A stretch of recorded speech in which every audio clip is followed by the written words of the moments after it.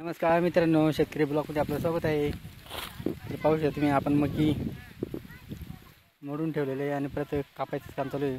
पाहू इथं मकाचं करप कापायचं काम चालू आहे मित्रांनो। आपण काल पूर्ण असं मका मोडून टाकलेलं आहे खाली आणि गोळा करायचं बाकी आहे आणि आपण इकडं पूर्ण आज कापायचं काम चालू आहे। पाहू शकता आपण तिकडे घरचे माणसं सगळं कापायचं काम चालू आहे मित्रांनो। पाहू तुम्ही असं पद्धतीने पूर्ण घरचे माणसे कापत आहेत मकाचं करपड।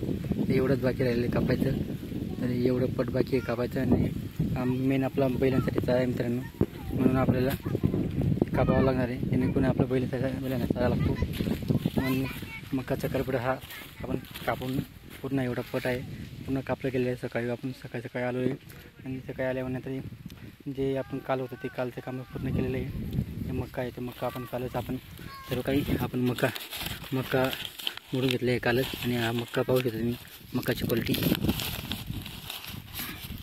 मित्रांनो पाहू शकता मका असं पण हा मका आहे। पाहू शकता मका असं पण मका भरलेला आहे मित्रांनो, पूर्ण टच भरलेला मका पाहू शकता मित्रांनो। तर असं पण मका पीक आपला काढला गेला असं समजून घ्या मित्रांनो। तर मका पीक आपण एका ठिकाणी मोडून एका ठिकाणी परत कापलं गेलं आहे, मोडून खाली असं पडलेलं आहे। मोडल्यानंतर परत आपल्याला एका ठिकाणी गोळा करून ठेवायचं आहे आणि परत हा चारा आहे मग बैलांसाठी चारा पण एका ठिकाणी गोळा करून ठेवायचा आपल्याला, जेणेकरून आपल्या बैलांसाठी चारा लागतो मित्रांनो। चारा त्यांना खायला पण लागतो बैलांना आपल्या, म्हणून त्यांच्यासाठी हा चारा आपण कापून ठेवतो आहे आणि कापायचं काम चालू आहे मित्रांनो। पाहू शकतो तुम्ही आपलं घरचे माणसं पूर्ण कापत आहे मित्रांनो। असं पद्धतीने आपल्या शेतातलं काम सुरू आहे मित्रांनो। व्हिडिओ आवडल्यास लाईक शेअर करा, आमच्या चॅनल सबस्क्राईब करा। जय जवान जय किसान मित्रांनो।